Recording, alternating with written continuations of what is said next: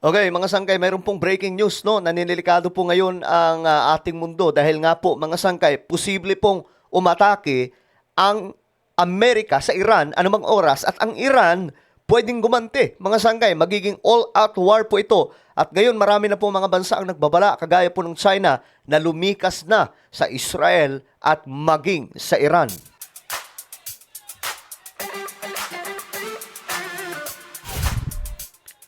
So ayun na nga po mga sangkay, ayon sa report na papalibutan na po ngayon ng Iran ng mga kasundaluhan ng bansang Amerika. At delikadong sitwasyon mga sangkay, pumutok ang balita matapos po maglabas ng babala ang Amerika sa kanilang mga kababayan na nakatira sa Israel at lahat ng tao na nasa Iran na lumikas na. So tingnan po natin kung ano po ang magiging situation nito. Ano na nga ba ang nangyayari? Umatake na ba ang Amerika? Dahil delikado po ang sitwasyon ngayon mga sangkay, tandaan po natin kapag pumutok ang digmaan na ito, pwede pong mag-trigger ito ng World War III. Dahil nga po andyan yung Russia, China, mga sangkay na siyang kumakampi sa Iran. Bago tayo mag-umpisa mga sangkay, sa mga hindi pa po dyan nakakapag-subscribe, makikita nyo po yung subscribe button sa baba ng video na to. I-click nyo lamang po yung subscribe, i-click ang bell, at i-click nyo po yung all. Sa mga nanonood po sa Facebook, i-follow nyo po yung ating Facebook page. Okay, alamin po natin to kasi ito po yung update ngayon, mga sangkay. Ayon dito, ayan, ito po yung mga balita ngayon. Potential strike, sabi ito, USS Gerald Ford arrives in Middle East. At ito daw po ay may dala na matinding potensyal ng pag-atake.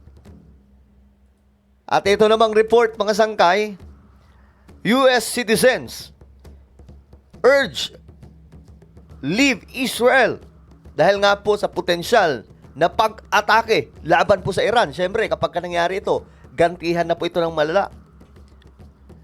Tapos itong pangbalita, US issues evacuation advisory in Middle East. Signaling strikes on Iran. So mukhang may mangyayari po talaga ito. Breaking, China. Kanila naman pong pinakiusapan, pinaalalahanan, binalaan ang kanilang mga kababayan na nakatira sa Iran o nandoon ngayon sa Iran. Halimbawa, nagbabakasyon na umalis na dahil nga po sa babala ng Amerika. Kasi we all know, kapag ang US nagsalita, mukhang mangyayari talaga ang matinding delikadong kaganapan. Ngayon, ito, mga sangkay, tingnan po natin.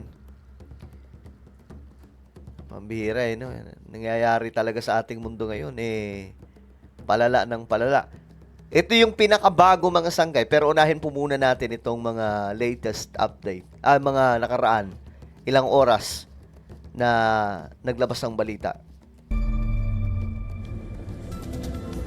Alright, the latest that we are tracking at this point, China has now urged its citizens to evacuate Iran. In fact, the state media announced that all Chinese citizens should avoid traveling to Iran right now amid the escalating tensions between Tehran and So, Washington. hindi sila pinapabiyahe papunta sa Iran ngayon, yung mga Chinese. And all Chinese citizens presently in Iran were asked to evacuate as soon as possible. That's the latest just coming in amid the tensions in West Asia. In fact, China joining that long list of countries that have urged their citizens to leave Iran amid the worsening security situation and amid those tensions. In fact, the US has engaged in a massive military buildup around Iran. We've been telling you about that. This while nuclear talks between the two sides have been taking place. The third round of talks just concluded in Geneva. So, mayroon na, no, mga militar dyan sa Iran. Actually, yung karagatan ng Iran, mga sangkay, sa paligid ng Middle East, napapalibutan na po yan ng mga sundalo ng bansang Amerika. May military build-up po talaga. Earlier, without a deal. And Iran is urging the US to drop its excessive demands in order for a nuclear deal to get finalized. But in the latest, the US has also issued an advisory for its embassy staff in Israel, as the possibility of strikes looms large, and Amid those tensions, Iran and the US are also set to resume technical level discussions Nako, matindi in to. Vienna next week. So that's the latest coming in at this point, the way things stand. Okay, so tingnan pa po natin yung ibang mga balita, mga sangkay. Ito, US issues evacuation advisory. Watching live now from Fox. Welcome back. We do want to turn now to some breaking news that came in just a short time ago here. This is a U.S. Embassy Jerusalem post.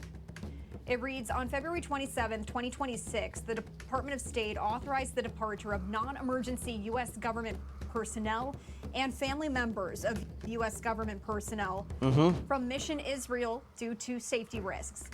In response to security incidents and without advance notice, the U.S. Embassy may further restrict or prohibit U.S. government employees and their family members from traveling to certain areas of Israel, Ayan, mga sangkay, pinagbabawalan na sila pumuntang Israel, the Old City of Jerusalem, Jerusalem. and the West Bank. Okay, so halos sa part, no, ng Israel, maging sa Iran, mga sangkay, kumbaga, okay, wala munang ta-travel doon dahil may magaganap, mga sangkay.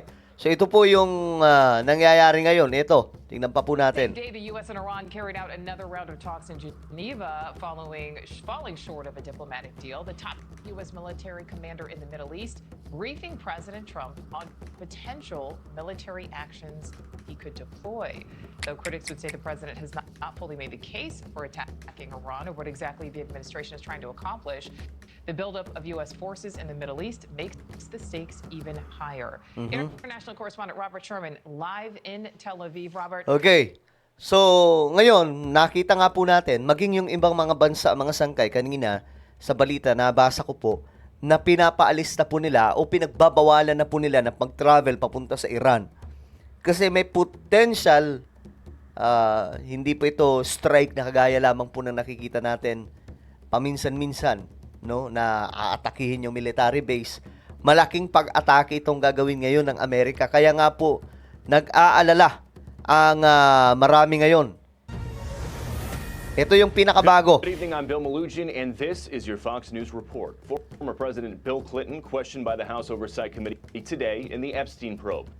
Clinton says he did nothing wrong and was unaware of Epstein's abuse. The Republican chairman says the committee is asking the questions Americans have for powerful people.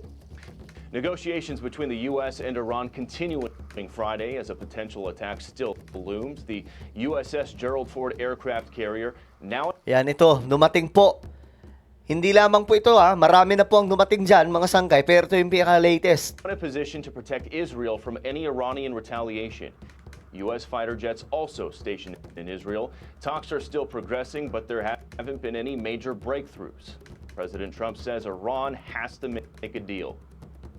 Well, they should make a deal, but they don't want to quite go far enough. Look, we've been playing with them for 47 years, and that's a long time.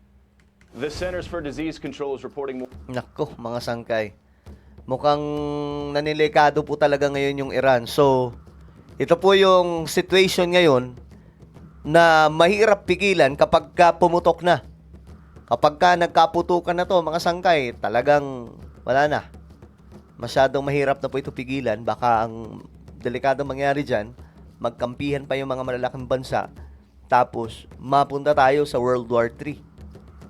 Persons may wish to consider leaving Israel while commercial flights are available. Once again, O yan, pinapaalis na sila sa Israel hanggat may flight pa. this just coming in here a short time ago as the U.S. issues this evacuation advisory in Israel for non-emergency government staff. Now, this coming after Iran and the United States held hours of indirect negotiations just yesterday over Tehran's nuclear program, but walked away without a deal, leaving the danger of another Mideast war on the table as the U.S. has gathered a massive fleet of aircraft and warships in the region.